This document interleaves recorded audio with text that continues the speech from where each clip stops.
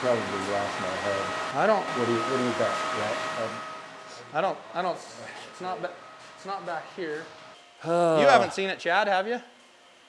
Probably got thrown back in the dumpster. Probably.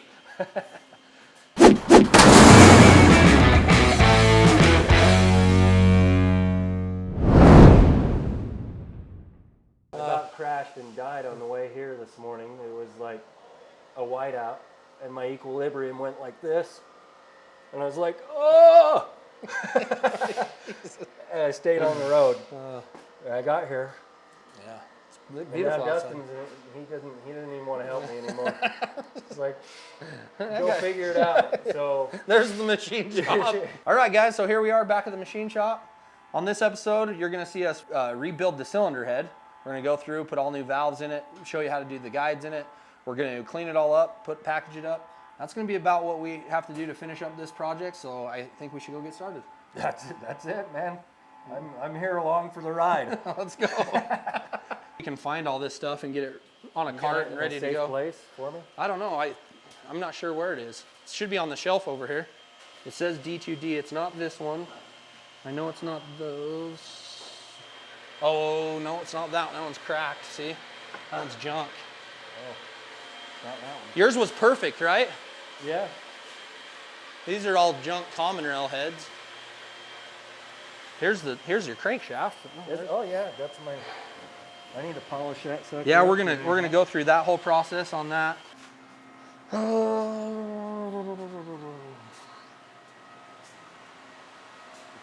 lost my head.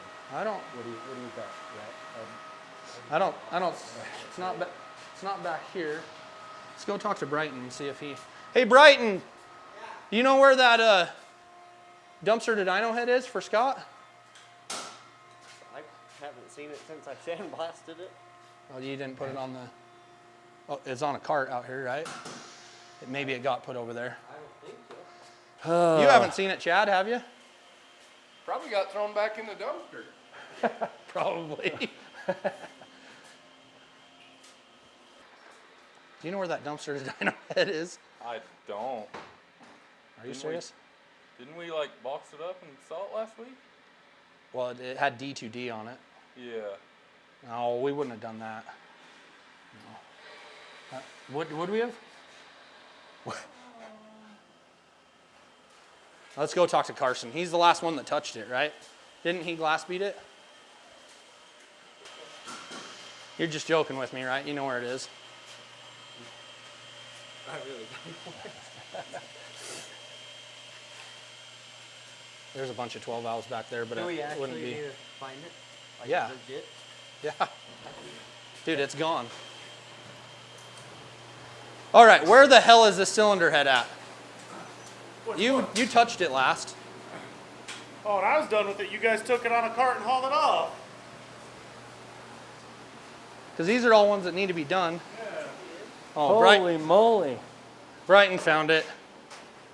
It's the doorstop back here. There it is. See, I knew it was here. It was just holding the door open. We should have sold it. That was a good one. Luckily it wasn't on a shelf or probably would have been. All right, well, sorry for getting frustrated with you, Carson. You put it right where I told you to put You it. deserve a raise. Let's not go that far. That's why I said yeah. Who drew those pictures right there? There's a hot cowgirl. Who's the cowboy here? Who's the Stetson. cowboy? This is Stetson there. He's got a big grin looking at that girl's butt I cheek. think that's Stetson, the guy that builds our cylinder heads. Kind of looks like Stetson. Yeah, this could be Stetson. Yeah, that's not a girl. Do you know where the dumpster to dyno rods went? Up. That way. This side up? Yep. He said he wanted to do it. Okay, there you go. What do you think that weighs, Scott? Can you tell? 100 pounds. Yeah, probably. So now we've got it all glass beaded. We've got it cleaned up. We're gonna take it over here. Bryton's gonna take it from here. Him and Scott are gonna take it, check the guides in it, see where they're at, so we can decide what we're gonna do with it.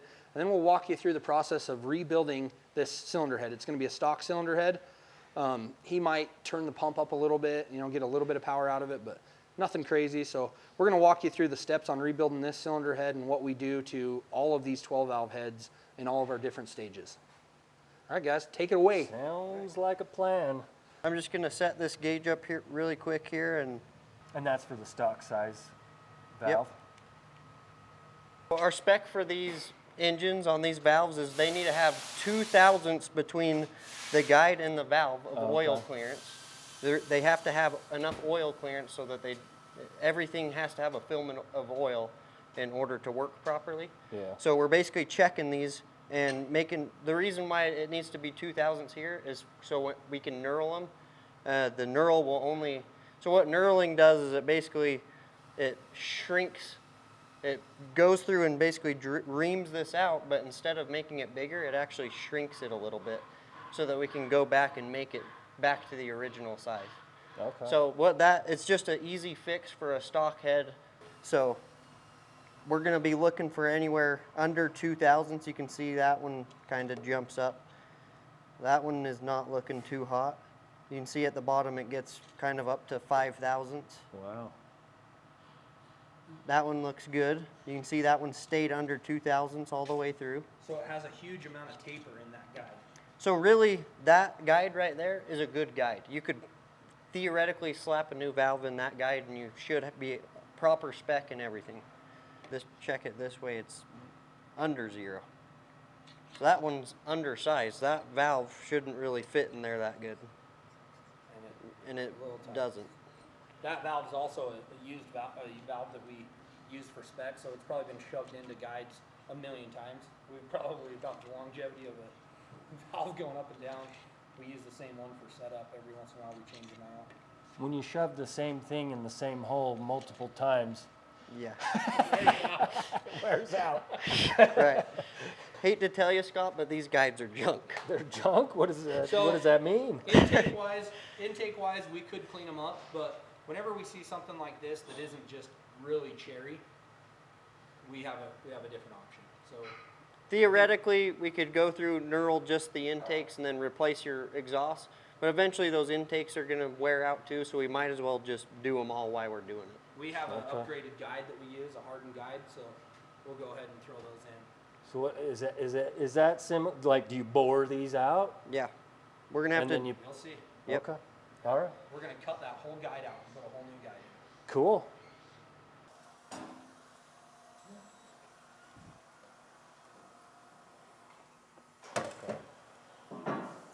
I see why they want you to wear earplugs too. High pitch. Yeah, this one squeals out there. Woo.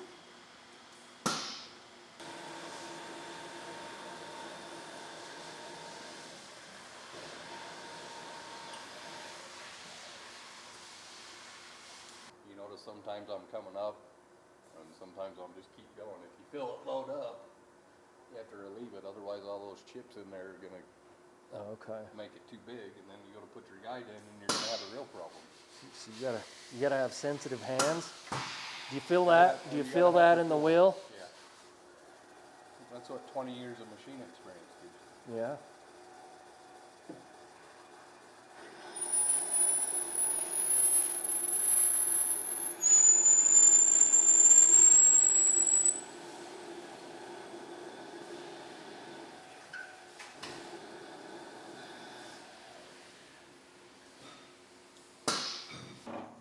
All right, we got all of our guides cut out now.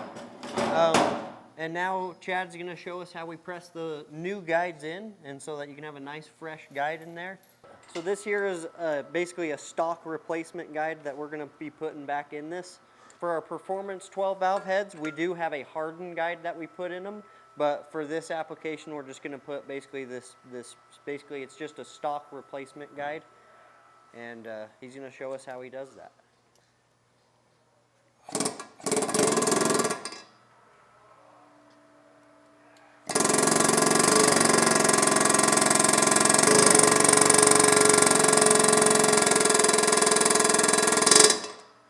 This head we talked about is a Brazil head, and I noticed the rods are England rods. Right. And Oh, we got yeah. a USA block. Right. This is like a worldwide engine build. Oh, we're it's a doing here. worldwide for sure. When you have press-in guides like these, is there a chance for it to heat up and the guide to move around at all, or? I haven't heard of it. Okay. If you had a loose, say like you gutted one out and it didn't have much press, and then it got hot, then maybe it might start moving. Now you can see that these are sticking up like that. Yeah, this is the exhaust? Mm-hmm.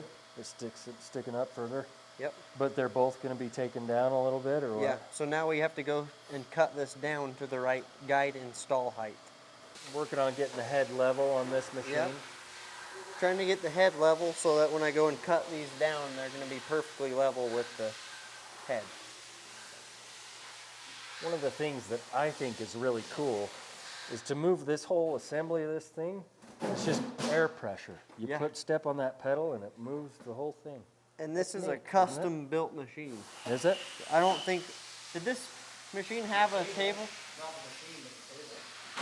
Did it have this table? Right. So we custom built this whole table so that we could do all this head work on it. See, that's And by so air pressure. It just floats just on air pressure here. That's freaking cool. It's crazy how much a little bit of air pressure could lift up. Yeah. So as you can see here, I cut down these first two ones, and we're just basically cutting this down to the stock guide height. Okay. So that it's back normal to stock, so that your seal will fit on there good. And then after I cut these down, we're gonna have to go down and cut these away so that we can put on our top hat seal like Dustin was talking about earlier. Okay.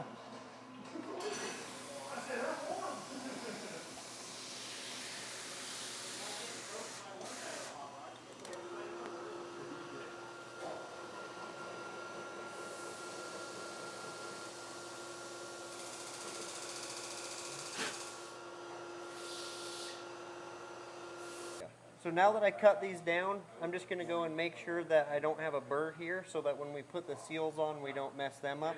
So I have this tool here, and it basically just chamfers this a little bit.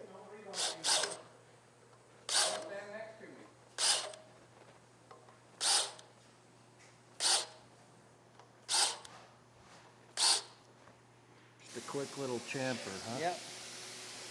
So as you can see, there's a couple of different castings that we have for these 12 valve heads.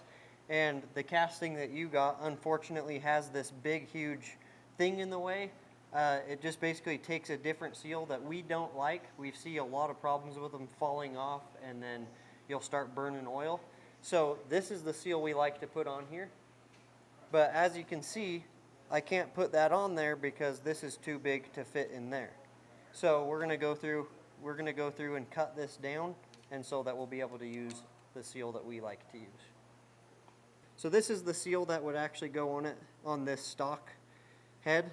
But as you can see, there's nothing holding this on here, so if that valve catches it, we see this a lot, and it'll poke these, it'll basically pop this seal off there, and then people will start burning oil and wonder why. So we go to this seal where the spring itself is sitting on here, so the spring is holding the seal onto the head.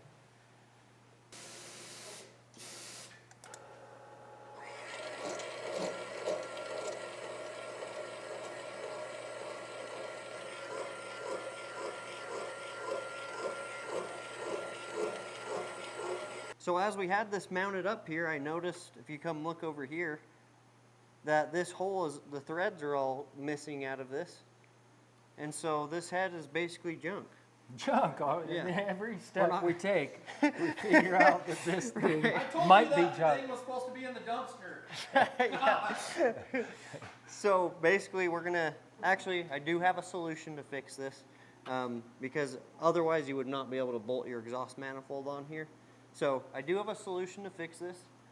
We like to use these time certs here to go through and fix these. So I'm going to show you how we put a time cert in this, and so that you can get back up and running with it. All right. So the first thing I'm going to do is go through and drill out this hole so that I can go back through, tap it, and then I'm going to put a time cert in it. That's what this is called. Yep. Drill out all the old threads. We're gonna drill out the whole thing. We're gonna go and tap it to whatever size this is for this time cert. This is the little time cert that we're gonna put in there. And then this is also the size for our, I think I've got a bolt here. Standard exhaust. This is a M10 by 1.5, which this is. And this, as you can see, this will just go, that's what this is here. All right. So Do you we're just glue gonna, it? Do you glue it in, or? yeah, we red Loctite it in, Okay. and so we'll show you that. Giddy up. Is this something where I can run the machine? If you want to, If I can drill it out? yeah. Because I don't have to stop at You any can do certain it. point or anything. I No, can just drill I all mean, the way as through. long as you don't drill through that, but you'll know when you hit the bottom. Put this, what's this called? This thing here? It's called a wheel. No, this, like a It's called lawnmower, a you know? suicide. A suicide knob. See, we put the suicide knob on here. So you're just gonna lock this in and drill that out with the old knob here. This. Oh, with this? Yeah, it's easy. It's real. Oh. It'll go right in easy. Look at that. Yep. Pretty. It's not cutting much material. Yeah. Out of there. You can go pretty fast. Then once you see it come through on the bottom there, that's when you stop. How fast can you go? I You feel can like go I'm way- going too slow. Yeah, you're going pretty slow. There we go. There you go. And then you just click this up, and it comes up. Oh. Probably should be wearing my glasses. Oh yeah. So now we don't want to move it because now that's our center line, right? So we're just gonna take this out, put a chamfer on it first. Oh.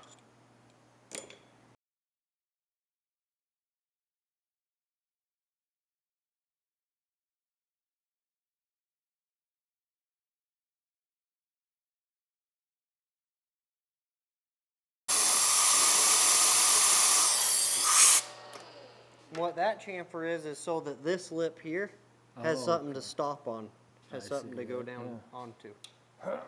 Or otherwise, this lip would be sitting however much that is up, Up. Yeah. which you don't You want want that. Yeah. Flush. For this, Give it a little tap. Tap, Yeah. tap, taparoo. give it a little tap. Name that movie. You guys Happy can't name it. Gilmore. Oh, you got it. I thought that was past your time, or before your time. And I'll do this part and then you can hand tap it, Okay. because it's kind of scary.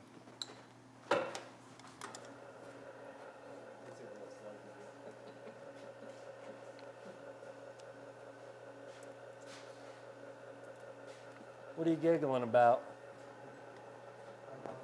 I'm hungry. I'm gonna have to go eat some peanuts.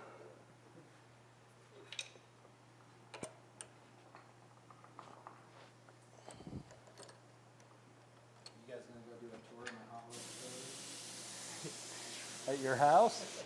The Hot Wheels facility? All right. You got the room set up now? Oh, shoot. I need Do you to know take how a to tour. tap stuff? No, when I was there last, you didn't have the room I done. think I've seen a video. I sent you a video. Yeah. You want to do it? Sure. Okay, it's scary. Don't break the tap. Just make sure you're putting I don't wanna even. do it if it's scary. Just make sure you're putting even force on the outside. Okay? Okay. Because these are really brittle and easy to break. Okay. So you don't want to be bending it or anything. Okay. So just put even force as you tap it in. She free yet? Almost? I think so. Let's Yeah. see. Yep. She's tapped. Give it a little tap, tap, taparoo. Let's give it a little tappy. Dustin's bored.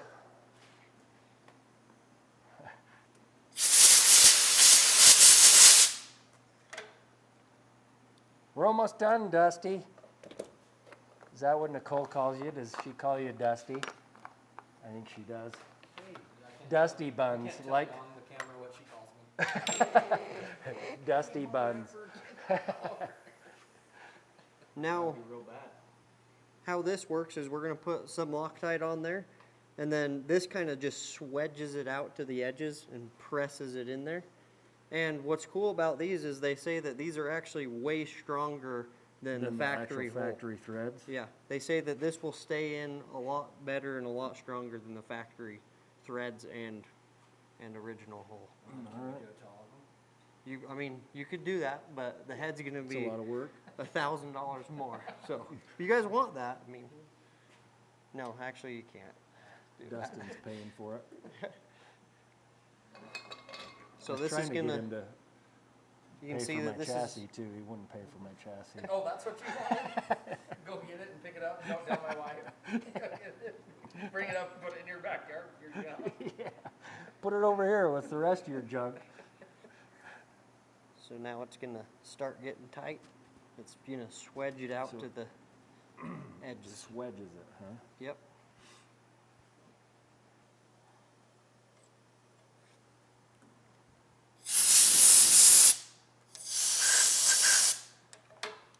Put a little bit of brake cleaner. Get that Loctite off there so you don't get your bolt stuck. And Bada bing. let's see if what we did worked. There you go. Got a Just brand like new that. hole. Just like that. I like it. Okay, now we got to do all of them since. All right, so now we're going to go through and hone these guides from the factory. We don't like to just put these in and just run them. We like to put them in and make sure that they're perfect. So I have this diamond hone here, and I'm just going to go and run it through all these. And then we're going to measure it and make sure that it's where we want to be at. All right.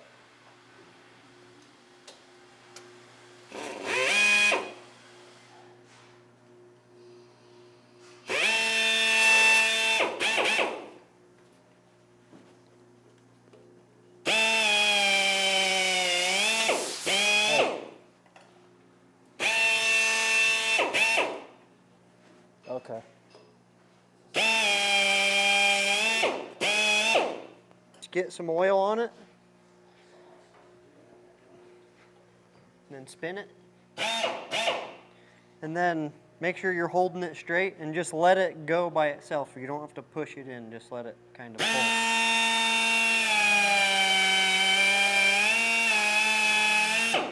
Perfect.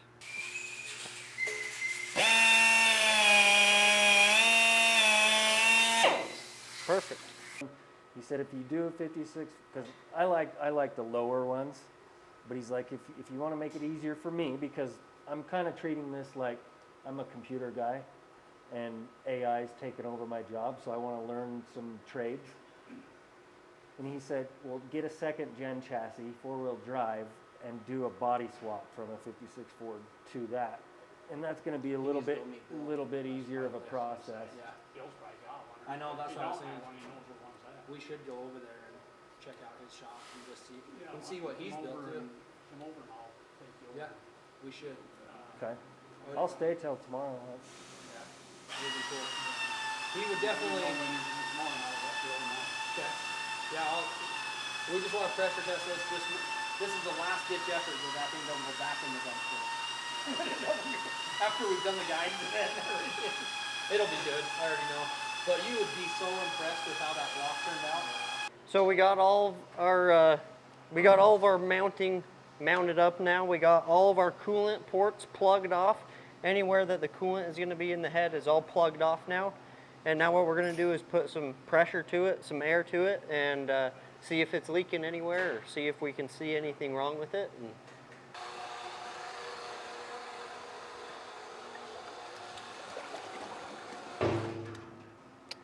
so we're basically going to be looking at our main coolant places, mainly our freeze plugs here.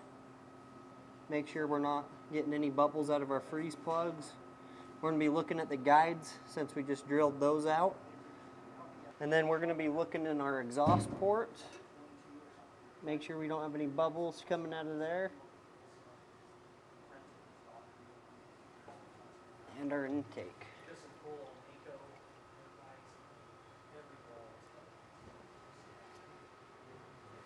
and it looks good. All right. Okay. Sheesh. So a really cool thing about our pressure testers, we actually tested at about 40 PSI. Coolant PSI, your PSI of your coolant usually will only get to about 16 PSI. So we're checking it at like way higher PSI than it's ever gonna get to make sure it's not leaking. And then another thing is we're checking it with air, and air will leak where water won't. So that's also another cool thing. So if it passes this tank right here, there's no leaks, possible leaks that could happen. Sweet. Good morning, everyone. It's about 7 a.m. I'm headed down to Welderup to take the Welderup 101 welding course. Sorry, I don't have one of those phone holders. It's probably a little bit unsafe. I'm driving down through the gorge right now. But I thought it was a good time to say I'm on my way to do this welder course. This is like, you know, another part of the journey to getting myself off of the computer and learning how to do this stuff.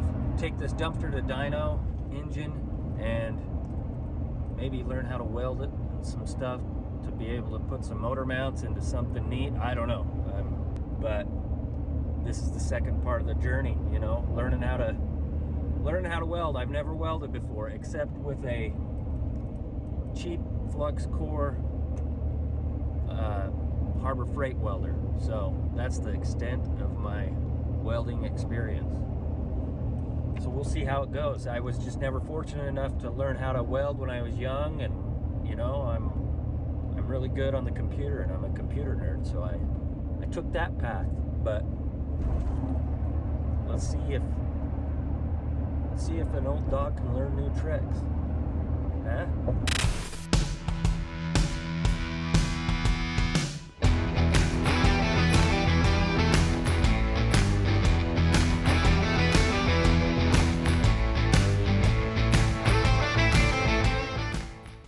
I start over here like this, and I have to, and then I gotta pull my hand like this, but I'll set myself up.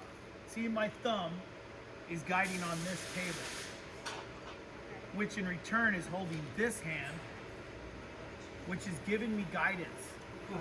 Any way you can cheat it, cheat it. I don't give a shit what you do. See my thumb? It's guiding myself down this table. So step 2 of learning how to get off the computer and learning how to weld from Steve. So I took Steve's Welderup course 101, and here I am learning how to weld so I can do something with that dumpster dyno block we got.